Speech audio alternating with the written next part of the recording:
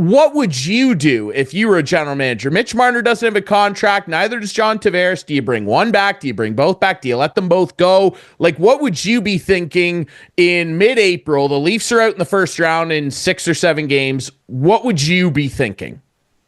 Well, first I'm a glass half full guy, so I'd be on the positive side that finally, they have some success. Because you're right, they're the one, like, Carolina and Winnipeg are somewhat similar cases, that they've not had playoff success commensurate with their regular season success. But the Leafs are in a class of their own.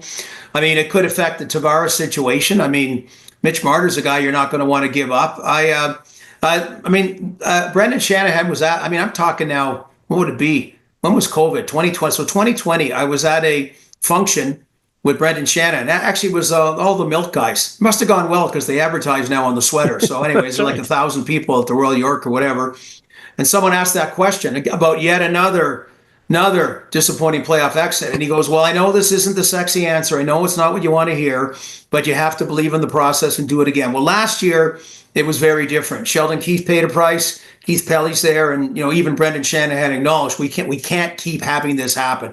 So I'll talk to you about it when it happens. You're kind of stuck. You've doubled down on those elite players. Boy, in Brad Treliving's case, you had I guess Jake McCabe was a Dubas trade, I think. Anyway, but you had McCabe, and then you had Oliver Ekman-Larsson and Chris Tanev. You added 3 really good defensemen the last couple of years. So, oh my God, I'm already like saying it. It's kind of like Buffalo Sabre fans are saying it, except it's the regular season. How did we get here again? So that's the point is, never mind winning the Hart Trophy or whatever, have Leaf players in contention for the Conn Smythe Trophy because most valuable player in the playoffs, because nobody's really had a good playoff individually or as a team.